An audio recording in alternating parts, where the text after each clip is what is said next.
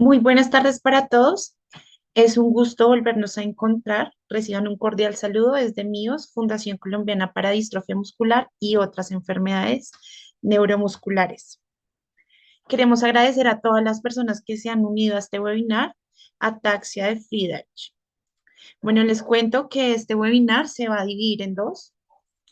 La primera charla es explorando el cuadro clínico y el diagnóstico. Y la segunda es evaluación motora de ataxia de Friedreich, de la observación clínica a la cuantificación precisa. Antes de iniciar, quiero recordarles que en este webinar está siendo transmitido vía Zoom y también por Facebook Live. En los últimos 10 minutos de la charla se activará el chat de nuestro Zoom y en Facebook en la cajita inferior para que puedan dejar sus inquietudes o preguntas y de esta forma nuestras conferencistas al finalizar la charla nos puedan despejar estas inquietudes. Hoy le quiero dar la bienvenida a la doctora Sandra Castelar. Ella es doctora especialista en medicina física y rehabilitación. Actualmente es profesora de la Facultad de Medicina de la Universidad Nacional de Colombia y será la encargada de darnos la primera charla. También quiero darle la bienvenida a la doctora Diana Soto. Ella es fisioterapeuta especialista en enfermedades neuromusculares con entrenamiento en Barcelona de escalas funcionales, quien estará a cargo de la segunda parte de esta charla. Así que bienvenidas. Buenas tardes a todos, un gusto estar aquí con ustedes. Otra vez, gracias a la Fundación por invitarnos a estos espacios que son tan importantes para nosotros y es que el pilar realmente de cualquier tratamiento en salud siempre es la educación al paciente, a su familia, a sus cuidadores y a todos los profesionales de la salud que así lo necesiten. Entonces, voy a comenzar hablando un poco de lo que son las generalidades que nos llevan realmente al diagnóstico de esta condición. Permítame un segundo que...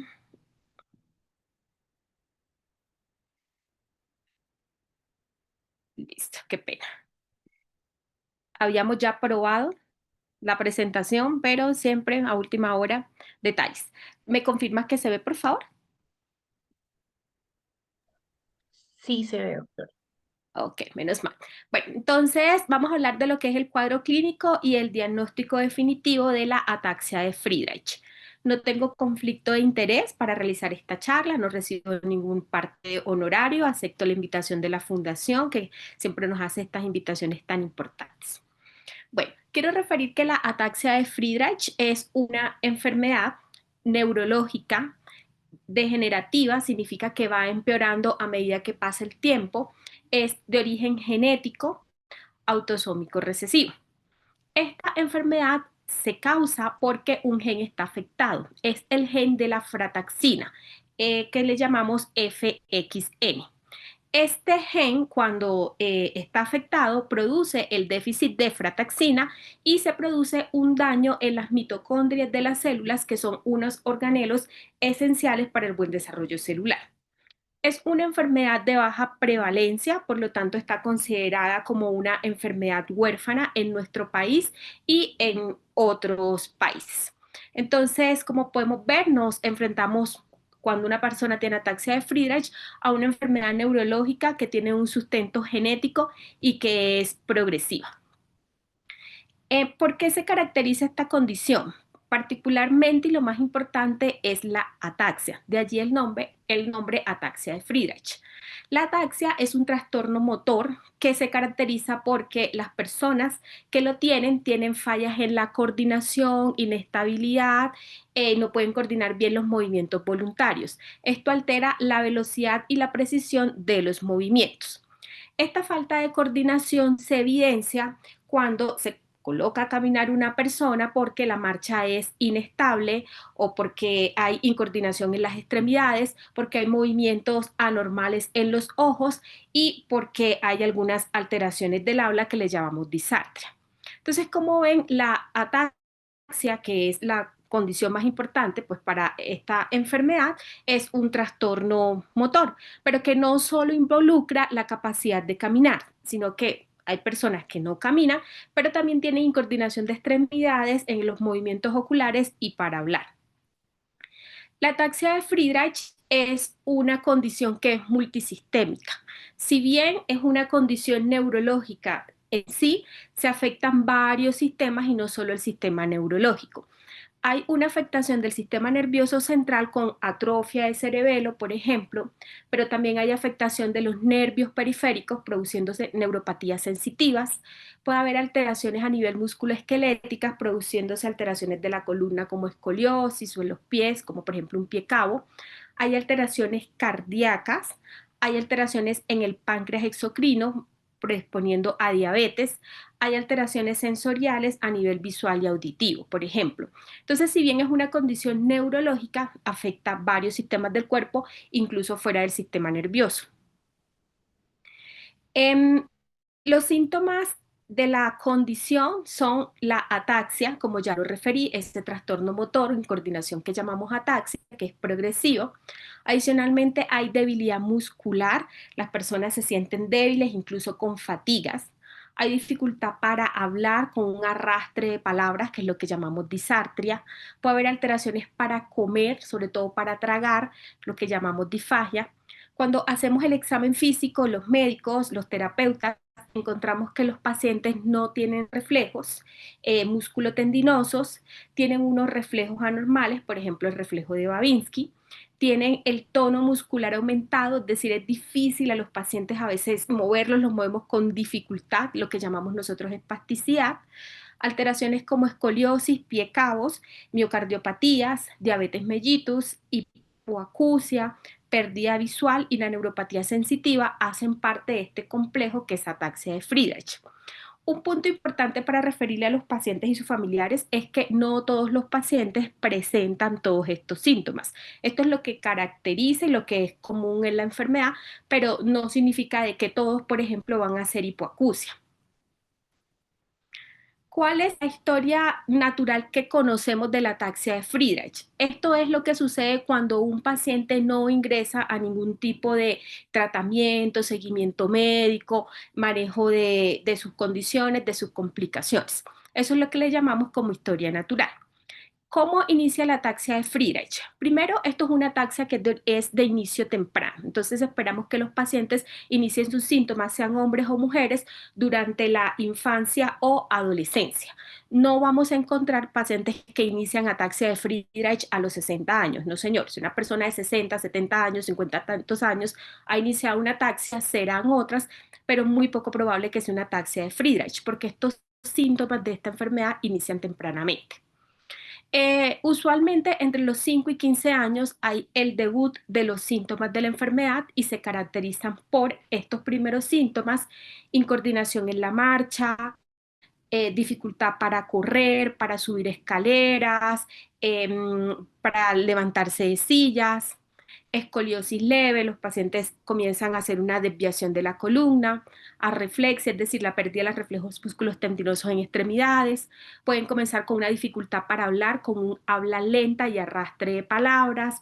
Si le examinamos los pies, es usual que encontremos los pies demasiado pronunciados, el arco del pie, el arco longitudinal del pie muy grande, lo que llamamos pie cabo, y algunas alteraciones en los dedos que llamamos los dedos en martillos. Entonces, así van a iniciar los síntomas de los pacientes con esta enfermedad, usualmente a esa edad, entre los 5 y 15 años, entonces en la infancia o adolescencia. Posteriormente, ya en la adolescencia, ya etapa de la adultez temprana, la enfermedad va a progresar si no se hace ninguna intervención y va a existir inestabilidad más marcada con de pronto necesidad de ayudas para caminar. Muchos de estos pacientes, cuando ya esta inestabilidad se presenta, van a requerir, por ejemplo, uso de bastones o de caminadores. Es común que antes de la edad adulta el paciente pierda la marcha de manera autónoma, requiriendo el ingreso de pronto una silla de ruedas asociada a un caminador para mantener la movilidad. Hay pérdida de la sensibilidad propioceptiva, entonces a veces los pacientes caminan, pero de pronto tienen que verse los pies para caminar porque no sienten realmente dónde está ubicado su cuerpo en el espacio. Si el paciente deja de caminar, la escoliosis va a aumentar, es decir, se exacerba esa desviación de la columna, se va a observar esa incoordinación de los movimientos oculares, que llamamos nistagmus, vamos a encontrar reflejos anormales, nosotros los médicos, los profesionales de salud que tenemos a los pacientes, como un signo de Babinski, perdón, y va a aparecer en esta etapa ya en el más del 60% de los pacientes la afección cardíaca, una miocardiopatía. Generalmente el corazón, las paredes del corazón se hacen grandes, lo que llamamos miocardiopatía hipertrófica, y hay riesgo de arritmias. Entonces aquí se requiere obligatoriamente un cardiólogo para iniciar el tratamiento sí o sí ya de los síntomas cardíacos que pueden presentarse, como ya referí, en más de la mitad de los pacientes en esta etapa. Ya en una fase más avanzada, ya después entre los 20 a 40 años, si no hacemos actividades, si no intervenimos, puede presentarse ya la dependencia total para la marcha, ya con el uso de silla de ruedas permanentes. Ya a estas alturas el paciente pues debe estar en una silla motorizada o manual. Los pacientes usualmente con estas ataxias no son buenos propulsores de sillas de ruedas manuales, así que probablemente la mayoría estén en sillas de ruedas motorizadas. Puede que aumente la dificultad para hablar, puede que aumente la alteración para comer si no intervenimos. Hay pérdida mayor de la propiocepción, de los reflejos, reflejos anormales, puede que haya espasticidad, es decir, que sea difícil mover una partecita del cuerpo de los pacientes y se acentúan un poco las complicaciones cardíacas si no les hemos dado como que un manejo, incluso pudiéndose presentar insuficiencia cardíaca, que arritmias ventriculares. Es por eso que estos pacientes pues, que haya que colocarles un marcapaso, por ejemplo. Ya en esta etapa de la enfermedad, los pacientes entre un 10 a 30% pueden presentar ya aumento de la glicemia, o sea, diabetes mellitus, que se presenta también como el cuadro de la patología, y compromiso respiratorio a medida que van avanzando los años por muchas causas, entre ellas por debilidad de los músculos respiratorios. En las etapas que siguen, ya entre la quinta y sexta década de la vida, pueden existir complicaciones graves asociadas a el problema cardíaco, el problema ventilatorio, pudiéndose presentar infecciones respiratorias, por ejemplo, repetitivas, complicaciones por inmovilidad, eh, mucha atrofia, por ejemplo, ese tipo de cosas, úlceras, deformidades de pronto articulares por falta de estiramiento, más la inmovilidad agregada. Y esta es como la última etapa.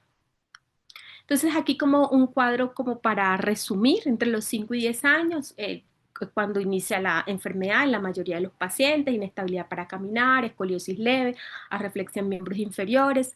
Entre los 10 y 15 años, un poquito más inestabilidad en caminar, la dificultad para hablar, la pérdida de propiocepción. Ya entre los 15 y 20 años puede que en algunos pacientes se presente la pérdida de la marcha. Si vamos avanzando, pues vendrán los problemas cardíacos y respiratorios y metabólicos como la diabetes. Entonces, por eso la importancia del diagnóstico preciso de la condición para actuar a todos estos niveles, motor, deglución, habla cardíaco, ventilatorio, endocrinológico, pues para evitar que esta historia de la enfermedad sea así como la he planteado si no intervenimos. Si bien estos son los síntomas, los signos que encontramos los médicos y esa es la evolución si no hacemos nada, el diagnóstico definitivo hay que realizarlo y al ser una enfermedad de origen genético se hace con pruebas genéticas. No se hacen con pruebas genéticas de otras enfermedades, por ejemplo, un Duchenne. No, estas son otras técnicas que se utilizan en estos pacientes porque aquí hay que evaluar que en la parte genética la alteración es una expansión de tripletas y eso se evalúa es con unas pruebas genéticas especiales, que en este caso son estas y que se realizan aquí en Colombia. Esto es un caso de un paciente, de cómo nos evolucionó y cómo llegamos al diagnóstico, como para ser un poquito más precisos, un caso de la vida real de aquí de Colombia. Un paciente cuyo embarazo fue normal, el parto sin complicaciones, con un desarrollo neurológico absolutamente normal, a los 10 años comienza unos síntomas que llaman la atención a la mamá: debilidad muscular e inestabilidad para caminar. Eso progresa y 3 años después, a los 13 años, el niño comienza con dificultad para hablar y atoramientos con algunos alimentos, sobre todo con los líquidos.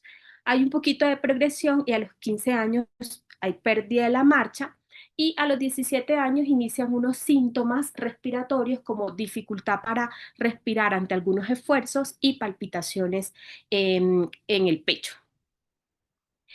Se le hace un estudio electrodiagnóstico y el estudio muestra una neuropatía sensitiva, es decir, los nervios motores están normales, pero los nervios sensitivos no están conduciendo. Eso es lo que llamamos neuropatía sensitiva. Entonces, ante este cuadro de un niño con debilidad que inicia a los 10 años, con una ataxia que ha sido progresiva, al cual no le encontramos reflejos al examen físico, tiene signo de Babinski, el examen físico, tiene una neuropatía sensitiva, tiene síntomas además de disartria, un poquito de atoramientos, palpitaciones, lo primero que hay que descartarle es una ataxia de Friedreich. Y pues eso fue lo que se hizo.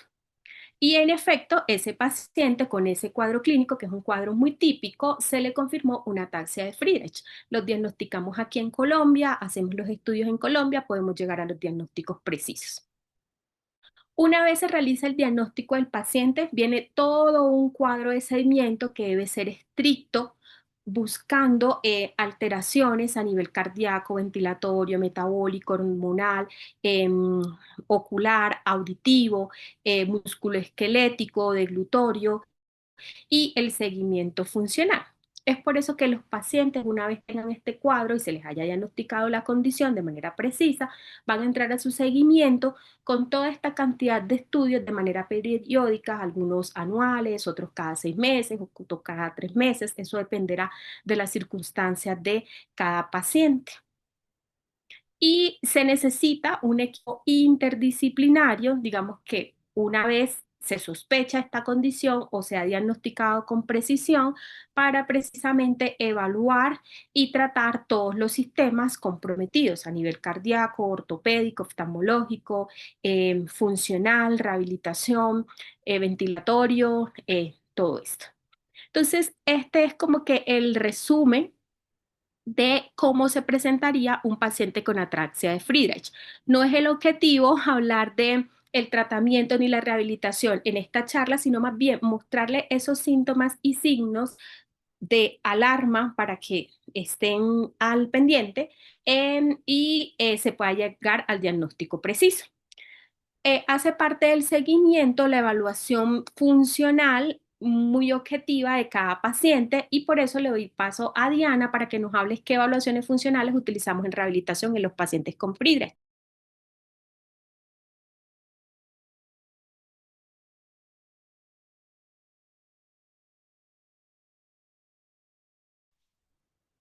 Bueno, buenas tardes para todos. Muchas gracias, doctora Sandra. Bueno, primero que todo, quiero dar las gracias a la Fundación por esta invitación tan importante para los pacientes con ataxia de Friedreich, ya que es una enfermedad o una patología poco común, pero que tenemos tanto en rehabilitación que trabajar por ellos. La charla de la doctora Sandra fue muy importante para que nos diéramos como un mapa general de esta enfermedad y poder entrar, como ella dijo, a algo tan importante que son las escalas motoras. Voy a compartir pantalla, por favor me confirman si la ve.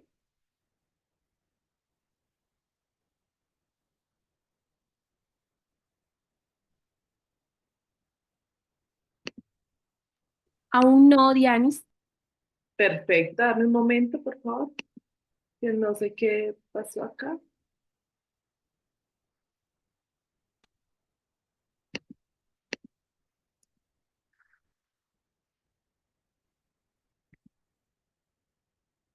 Perfecto. Ahí nuevamente la estoy compartiendo. No, mío, no se ve.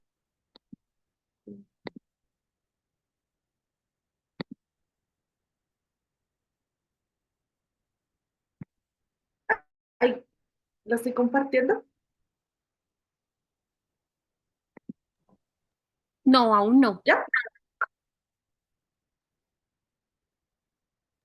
No, señora.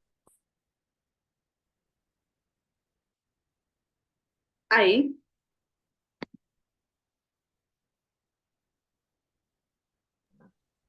Creo que ya encontré la solución. ¿Ya? Sí, señora, ahora sí. Perfecto. Voy a ampliarla para que la puedan ver y me confirmen. Ahí está perfecto. Sí, señora. Bueno, entonces, bueno, yo soy Diana Soto, para los que no me conocen, yo soy fisioterapeuta, especialista en enfermedades neuromusculares. Llevo más de 12 años realizando escalas funcionales y prescribiendo tratamientos de rehabilitación para estos pacientes.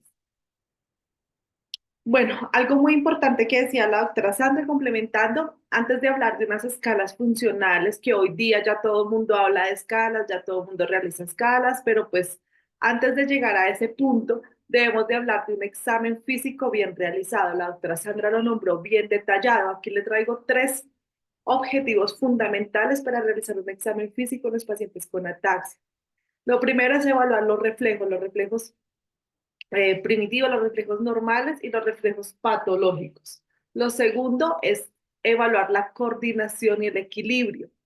La coordinación y el equilibrio hay muchas maneras de evaluarlo y es un examen clínico. O sea, hay escalas para evaluar esto, pero hay un examen clínico que puede mirar el equilibrio y la coordinación, que es un examen de consultorio que lo puede hacer cualquier persona y esto nos ayuda a detectar cualquier falla que presenten estos pacientes y evaluar la marcha y la posición de bípedo. Muchas veces se nos olvida que evaluar si el paciente puede colocarse en bípedo, solo mantenerlo y hacer actividades en bípedo es muy importante saberlo, si tiene alteraciones y demás. Entonces, antes de empezar a hacer una escala funcional, debemos tener un examen clínico específico que nos oriente hacia qué patología estamos hablando. Hoy día, o bueno, siempre han existido muchos tipos de ataxia y tienen síntomas muy parecidos. Entonces, para empezar a darnos una orientación de cuál tipo de ataxia es, debemos de hacer un examen bien detallado. Además de esto, revisar todos los antecedentes que el paciente presente y revisar los exámenes médicos como electromiografías, pruebas genéticas. Nosotros como fisioterapeutas o rehabilitadores o terapeutas ocupacionales debemos conocer un poco la parte de genética y la parte de exámenes de electrodiagnóstico. No somos médicos, pero debemos saber interpretar qué significa una polineuropatía, qué significa el examen genético que nos hablaba la doctora Sandra, porque si no sabemos eso, ¿cómo orientamos al paciente? Entonces debemos también hacer un curso intensivo para poder orientar a estos pacientes. Luego del examen físico, ahí sí vamos a hablar de las escalas funcionales. Las escalas funcionales hoy día es un lenguaje muy utilizado en rehabilitación. Todo el mundo ya habla de escalas funcionales. Hace 7 años atrás, 8 años atrás, nadie hablaba de escalas funcionales en Colombia. Se utilizan en muchos países para poder definir la funcionalidad de un paciente, poder definir un pronóstico funcional y si nos vamos a artículos científicos, las escalas funcionales son los instrumentos que van a evaluar el impacto de un tratamiento médico, farmacológico, quirúrgico y demás.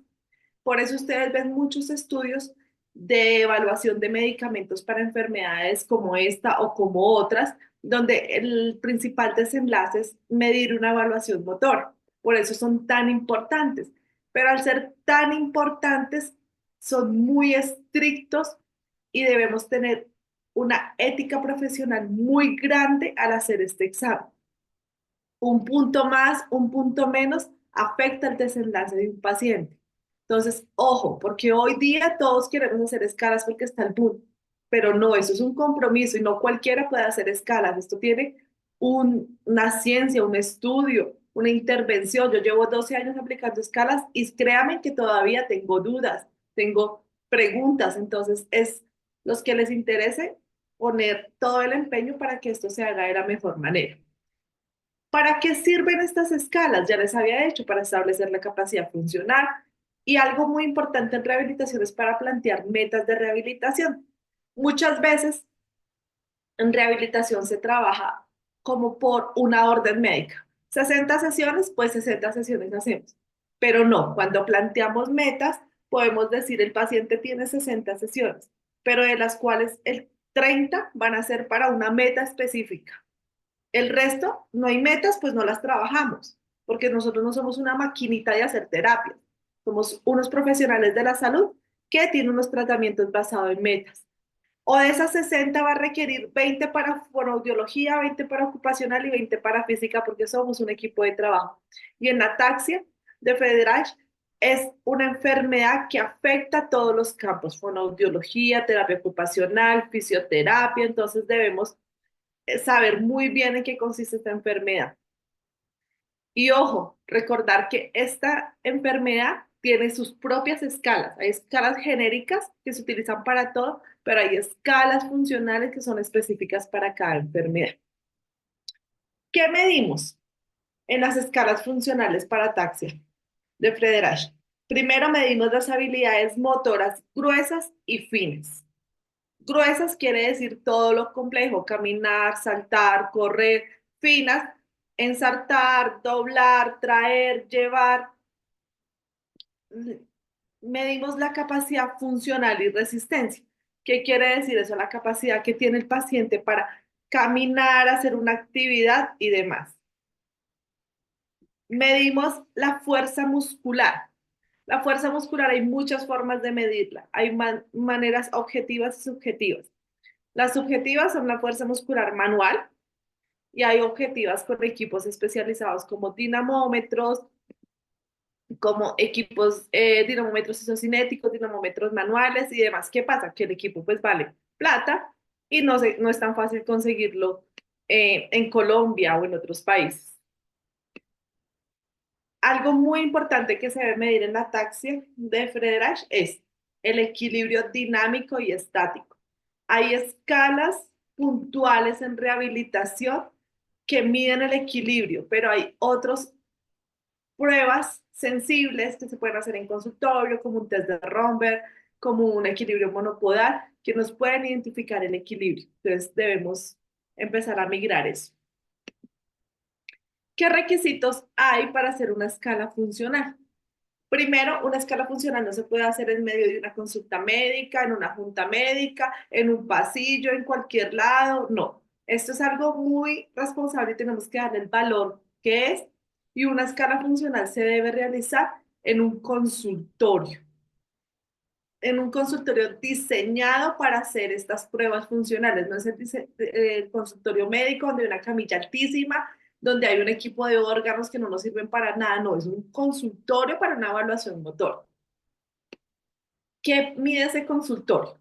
Primero, que tenga un espacio sin distractores. ¿Qué quiere decir? Lo que les estaba diciendo, valga la redundancia, que no esté el enfermero pasando, el camillero, la doctora, el doctor. No, es un espacio donde está el paciente, la fisioterapeuta, el papá o la mamá y haciendo un examen. Debe tener una cama neurológica. Las camas neurológicas son camillas en rehabilitación que son bajitas a la altura del paciente y que permiten una ergonomía, tanto al paciente como al profesional de la salud. Tener una silla y una mesa a la altura del paciente, que se pueda graduar, subir o bajar para que el paciente quede cómodo para realizar la escala.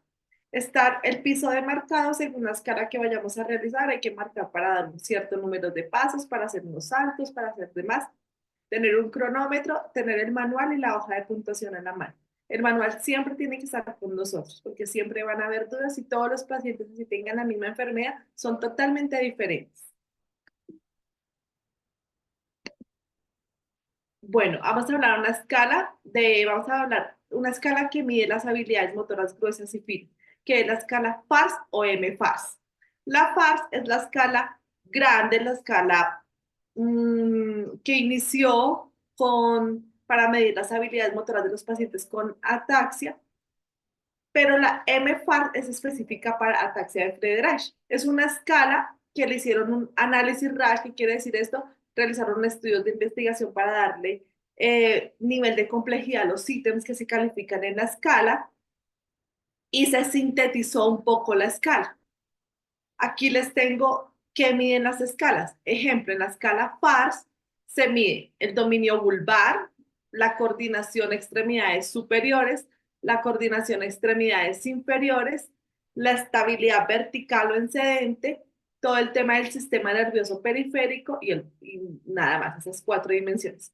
Pero cuando pasamos a hacer la escala MFAR, que se hizo la validación, que se sintetizó, que se hizo un estudio más a profundidad de esa escala, lo que hizo el creador fue coger a esa escala vulvar, sintetizarla solo a 2 ítems, al ítem A1 y A2, para dar una puntuación de 5, como lo están viendo en la gráfica. La coordinación de la extremidad superior la dejó tal cual como estaba, la coordinación de la extremidad inferior tal cual, la estabilidad vertical también, y suprimió o quitó de la escala de la MFARS toda la puntuación del sistema nervioso periférico. ¿Por qué lo hizo así? Porque en el sistema nervioso periférico se evaluaban cosas como reflejos, tono muscular, atrofia, que es muy subjetiva entre evaluador y evaluador. Entonces, con las escalas motoras lo que queremos es hacer objetiva la medición. Entonces, al haber dentro de la escala un puntaje subjetivo, puede darle una ventana positiva al paciente o una ventana negativa al paciente. Entonces, lo suprimió. La MFARS tiene un puntaje total de 93, a mayor puntaje mejor funcionalidad del paciente, a menor puntaje el paciente pues se encuentra mal. El puntaje FARS es 125, a mayor puntaje el paciente pues está mejor, al menor puntaje el paciente pues tiene unas complicaciones muy grandes. ¿Qué pasa con estas dos escalas? Al ser iguales pero con suprimiendo algunas cosas, en un evaluador experto se pueden realizar las dos al tiempo, porque a veces los médicos necesitan ver ese segundo examen del sistema nervioso periférico y uno lo puede dejar detallado, pero pues puede dar los dos puntajes. Hoy día para los estudios de investigación se utiliza la MFARS, que es la que da el puntaje de 93 global y que suprime unos ítems y quitó el dominio del sistema nervioso periférico. Bueno, con esa es la que se miden los resultados clínicos de los tratamientos médicos y farmacológicos de esta enfermedad. Este es un ejemplo en el área vulvar del MFARS que mide el habla y la tos. Voy a ponerles un audio de una paciente que me permitió mostrar su voz para mostrar una paciente con ataxia, cómo se escucha. Ahí les voy a poner, por favor me confirman si se escucha.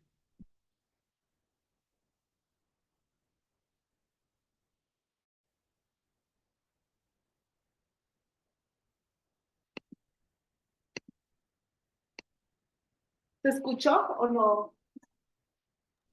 No, no No, se escuchó. no. Perfecto. Lo voy a poner por acá porque no sé por qué lo escucho muy feo yo también. Un momento.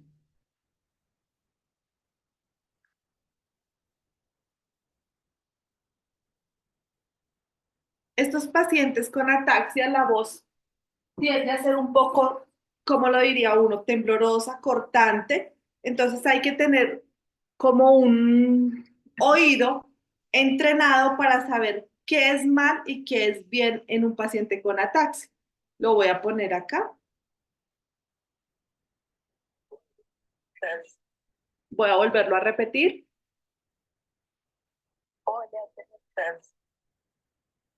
¿Lo escucharon un poco? Sí, Perfecto. Si ustedes se dan cuenta, hay como un tono tembloroso en la voz, un tono que siente uno que está como ahogado el paciente y como que las palabras no combinan entre sí. En la escala se puntúa 1, 2, 3, pero si tenemos duda en el habla o en la tos, hay puntajes que son 0.5, 1.5, donde es ese punto intermedio que le genera a uno esa confusión. Entonces, eso es como la especificidad de la escala, por eso es una escala tan compleja de puntear.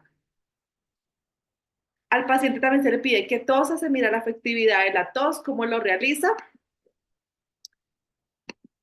En la parte de coordinación de miembros superiores y miembros inferiores, se hace la prueba de dedo nariz, nariz que todos conocemos, es que de la nariz vaya al dedo. En muchos lugares la prueba se hace y el evaluador tiene el dedo de él muy cerca a la nariz y no le permite hacer la extensión de codo completa. La prueba se debe realizar con extensión completa de codo. Uno calcula que más o menos 15 centímetros, poner el dedo del examinador y va cambiándolo en diferentes direcciones. Pero recuerden que debe estirar todo el codo, no esto, no este poquito, porque esto no mide la coordinación. Se mide la dismetría y se mide también la coordinación, que es una prueba que se llama talón espinilla, que es una prueba muy parecida a la escala de Pullmeyer, para los que la conocen, que es desde el talón arrastrar el talón hasta la espinilla. Por todo el talón pasar por la espinilla. Y se mire a cambios de velocidad. Eso es lo que uno mira en la coordinación de miembros superiores y miembros inferiores. En estas puntuaciones también hay puntuaciones intermedias, dependiendo el ojo del examinador y el manual, como lo especifica el puntaje. La estabilidad vertical se mide en sedente, en bípedo con ojos abiertos y ojos cerrados y en marcha. Si el paciente no lo puede hacer con ojos cerrados, la puntuación ya limitaría a 0 porque tiene que partir de una posición inicial y la marcha se hace con el paciente como camina. Nosotros tenemos los pacientes de ataxia por lo general eh, van haciendo un deterioro de su marcha. Ellos empiezan a caminar con una inestabilidad marcada. Luego hay algunos pacientes que caminan con bastones canadienses durante mucho tiempo y finalmente pasan a un caminador o un caminador con silla como el que vemos acá que les da confort al paciente y posteriormente pues requieren el uso de silla de ruedas por lo general motorizada. Este video, por favor, no tomarle fotos ni video porque la paciente pues me lo prestó específicamente para mostrarlo, pero pues no quiere que sea divulgado. Entonces, se le mira al paciente cómo camina. Vamos a ver esta paciente con ataxia de Friedreich, cómo camina. Si ustedes se dan cuenta, es una paciente que tiene un caminador tipo con silla, tiene una espasticidad marcada, que era lo que la doctora Sandra nos refería en su charla, tiene una dificultad para desplazarse, tanto en la coordinación como en el tono muscular y en la sinergia de los movimientos para realizar la marcha.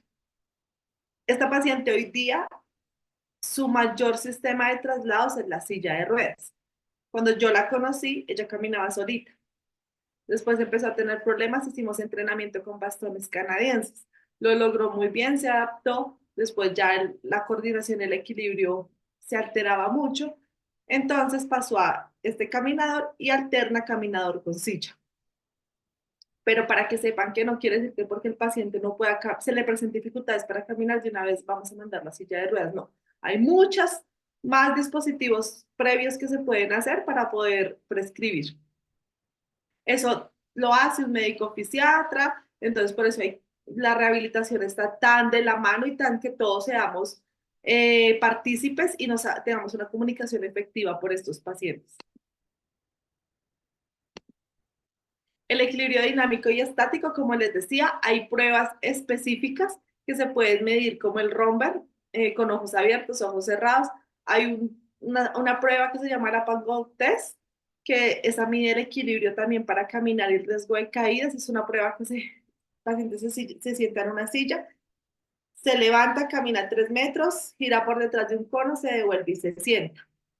Esa prueba nos permite dar unos puntajes, una medición en segundos para mirar la efectividad, por lo menos que un paciente lo haga en menos de 7 segundos está bien.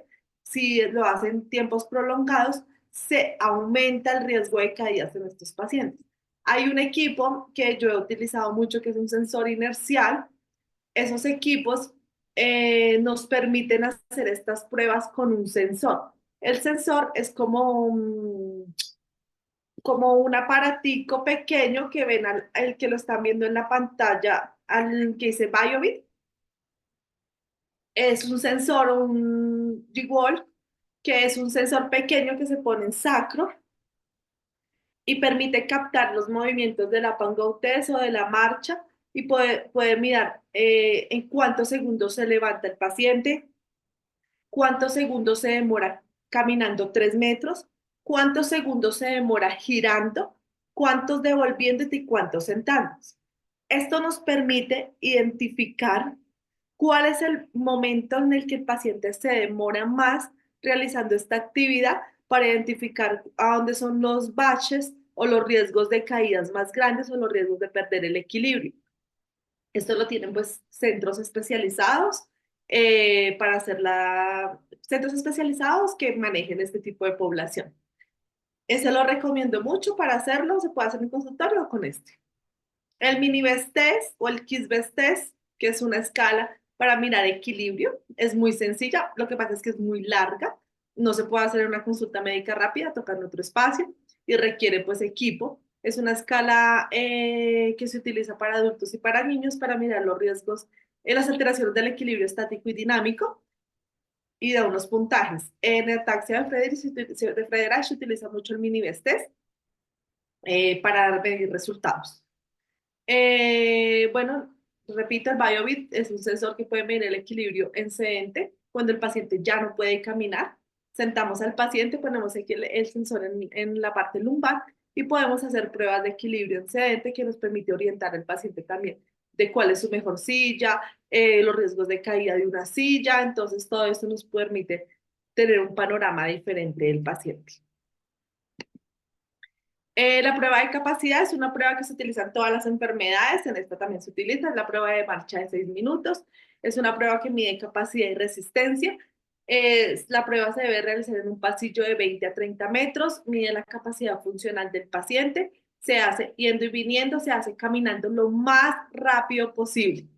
¿Qué cosas debemos tener para hacer esta prueba? Lo primero, tener unos zapatos cómodos con los que el paciente se sienta cómodo para caminar, tenerlos amarrados, explicarle la prueba y hacerlo. Esta prueba se puede hacer el paciente caminando solo, caminando con bastones, con caminador, con entrenadores. Hasta se puede hacer prueba de 6 minutos en silla de ruedas. Es una prueba que minuto a minuto nos va diciendo cuántos metros recorre el paciente y cómo se va comportando sus signos vitales, o sea, para mirar el gasto energético. Y nos permite tener un punto de partida de cómo está la eficiencia de la marcha de ese paciente y cómo se va deteriorando cuando va pasando el tiempo. Cuando nosotros tenemos pruebas de 6 minutos por debajo de 200, 250 metros, uno dice que es una marcha no funcional, o pruebas de velocidad de marcha que se pueden sacar de la de 6 minutos en menos de 0.6 o 0.7 segundos. Uno puede decir ese paciente no tiene una marcha funcional para ir a la calle, cruzar una avenida. Entonces, uno por lo general prescribe una ayuda para la marcha, bastones o caminado, pero prescribe una silla de ruedas por el riesgo alto de caídas y para evitar aumentar la resistencia física de estos pacientes. Y acuérdense que esta enfermedad pues también es multisistémica. Por último, las habilidades motoras finas, hay muchas baterías para medirlas. Hay pruebas cronometradas como la caja y cubos y el test de destreza manual. Esa nos permite identificar las habilidades finas del paciente. Ejemplo, la caja de cubos, pasar un cubo de cubos de un lado a otro y nos permite identificar cómo está la coordinación de los miembros superiores y trabajar en conjunto con terapia ocupacional cuando debemos ayudarle a este paciente para habilidades distales para escribir, coger cosas, pasar cosas de un lado a otro. Entonces nos permite medir y también plantear objetivos de rehabilitación. Bueno, todas las pruebas de rehabilitación deben asociarse a qué hacer en rehabilitación, porque pues para qué medimos si no vamos a intervenir algo. Entonces, lo primordial es que estos pacientes debemos darles una muy buena calidad de vida. Entonces, cuando medimos temas de habla y deglución, en fonoaudiología se debe intervenir todos los procesos deglutorios y procesos de comunicación que favorezcan una calidad de vida a estos pacientes. Si medimos una cinedeglución y vemos signos de atoramiento en estos pacientes, pues la fonoaudióloga tiene que empezar a hacer trabajo de terapia miofuncional, trabajo de terapia deglutoria para promover una muy buena calidad de vida a este paciente y a esta familia. Si encontramos en habilidades motoras gruesas que la fuerza, el equilibrio de la marcha están alterados o falta algo, pues los debemos tener en cuenta para poder eh, prescribir dispositivos para prolongar la marcha, para que el paciente tenga una mejor calidad de vida, una inclusión, pueda ir a un colegio, una universidad, a trabajar. Tengo pacientes con ataxia de Friedreich que trabajan, que son deportistas de alto rendimiento, porque se les midió desde siempre su capacidad funcional y a partir de eso se planteó metas. Y no solo metas de terapia, porque tenemos que quitarnos de la cabeza que rehabilitación es solo terapias, no es ayudas, equipos médicos que puedan mejorar la calidad de vida de un paciente. Y cuando evaluamos las habilidades distales, podemos también trabajar e intervenir anticipatoriamente todos esos procesos de adaptación para escritura, vestido, higiene, que nos puede ayudar a que el paciente se le facilite más realizar todas las actividades de la vida diaria. Muchas gracias a todos por escuchar mi charla el día de hoy. Espero que haya sido muy productiva. Y ya para finalizar, quiero que se lleven este mensaje todos que las escalas nos permiten medir un perfil funcional del paciente, nos ayudan a definir todos los temas de marcha y traslados, nos describen el progreso de la enfermedad como manejo anticipatorio y nos dan un pronóstico funcional. Cuando hacemos una escala podemos decir, uy, ese paciente va a perder la marcha próximamente, pero estudia en la universidad. Y si deja de caminar y no tiene una silla, pues no va a volver a poder ir a la universidad. Entonces, ¿qué debemos hacer? Prescribirle una silla. Y algo muy importante hoy día, que es la nueva ola de escalas funcionales, es que nos permite medir el impacto de los tratamientos médicos y farmacológicos, que es una esperanza, una luz para estos pacientes. Muchas gracias a todos por escuchar mi charla el día de hoy. Esta es mi página para que me sigan en redes sociales, donde pues les brindo mucha información de estas enfermedades. Muchas gracias a todos y a la Fundación y a la doctora Sandra Castelar, que pues es una excelente médica también. Muchas gracias.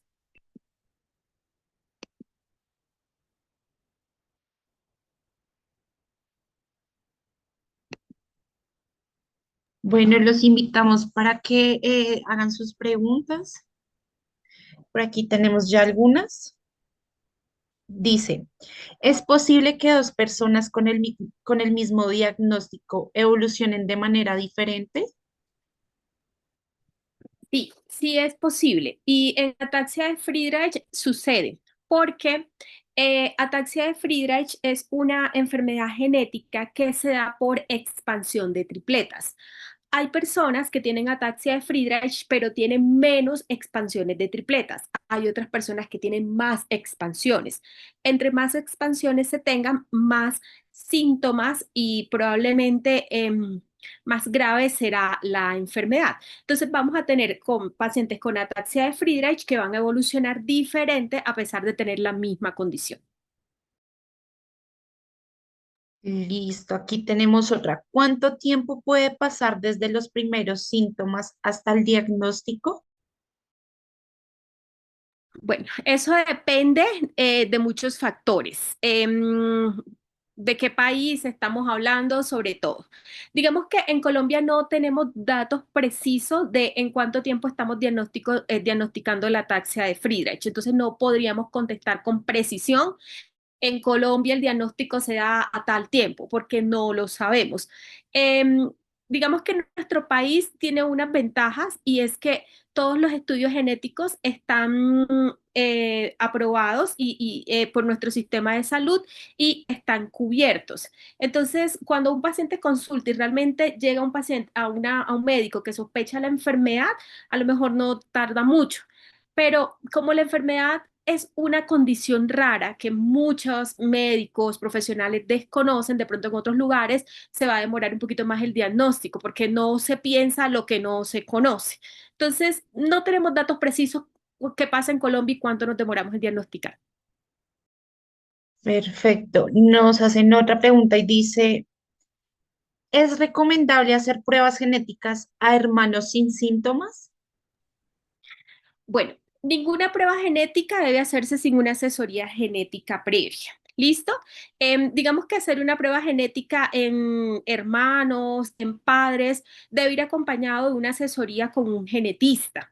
Y después de evaluado, de explicado los síntomas, todo a los familiares, y si el paciente es adulto sobre todo, pues ya se iría y se verificaría pues si se puede hacer una prueba genética.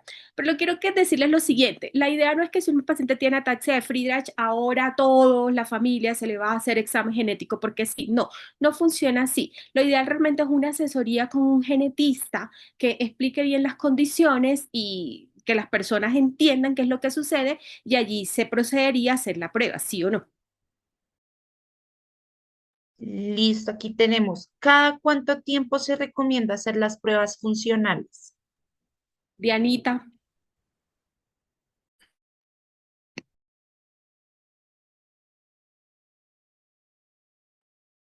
¿Ahí me escuchan? Sí, señora. sí. Bueno, las pruebas funcionales se recomienda realizarlas entre 6 meses a un año. Cuando los pacientes necesitan medirse en tratamientos médicos o quirúrgicos, la periodicidad se disminuye, se hacen más seguido para poder mirar los impactos. Pero por lo general, de 6 meses a un año está bien realizarlas. Tenemos otra. ¿Es normal que los resultados de una misma pregunta, de una misma prueba, perdón, varíen, varíen de una visita a otra? ¿De una prueba funcional o genética? Genética no, no creo. No, funcional. Ok. Bueno, de las pruebas funcionales sí, existen muchos factores ambientales. Hay dos. El primero es que si la prueba se hace en el mismo lugar y tiene cambios, pues uno pensaría en un deterioro de la enfermedad o que ha mejorado en algunas habilidades. O hay también cambios entre instituciones que realizan las evaluaciones. A veces hay instituciones con mayor experiencia que otros y los puntajes son bastante diferentes. Por eso es mejor realizar las escalas con personas entrenadas o instituciones referentes en estos temas.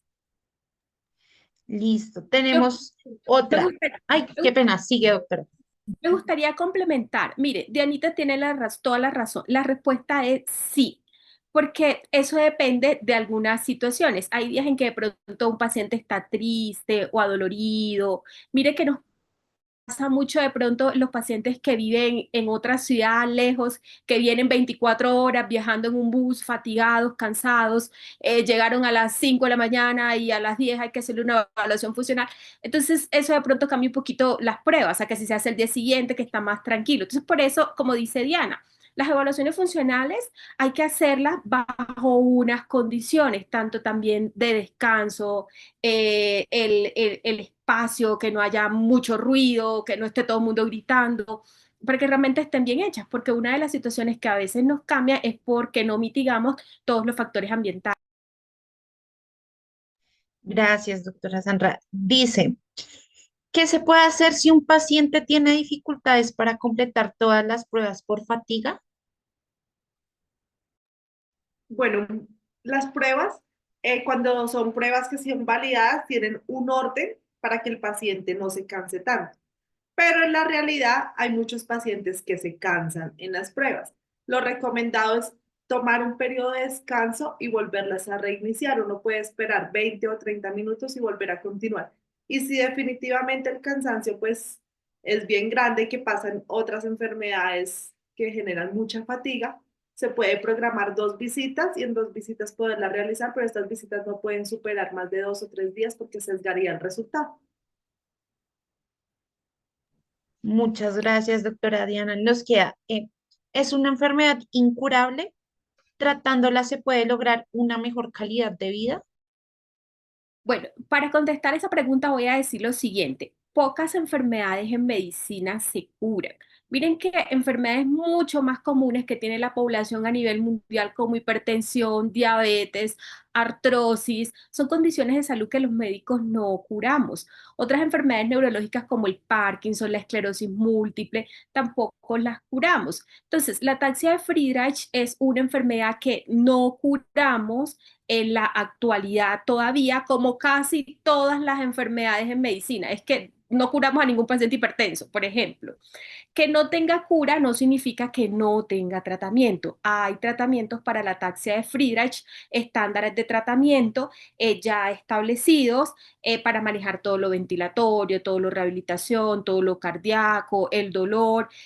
Todo síntoma puede irse manejando y efectivamente todo el manejo integral por todos los profesionales de la salud requeridos, acompañados obviamente del paciente y el apoyo de su familia, van a impactar positivamente la calidad de vida.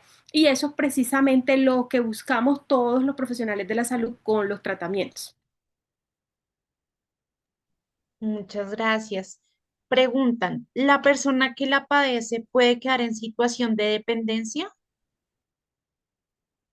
Sí, sí puede quedar en situación de dependencia. Digamos que buscamos desde rehabilitación todas las medidas como para conservar la independencia a nivel de comunicación, de movilidad, pero otra vez les digo, depende mucho del enfoque de tratamiento de la condición, pero sí, hay una posibilidad de que la persona quede totalmente dependiente. La apuntamos a que no suceda de esa manera, ni mucho menos en etapas tempranas, pero eso requiere un buen manejo y el apoyo de la familia y del paciente. Perfecto. Y tenemos la última pregunta. Dicen, en caso de tener escoliosis, ¿será posible hacer la operación de columnas? ¿Es o no recomendable?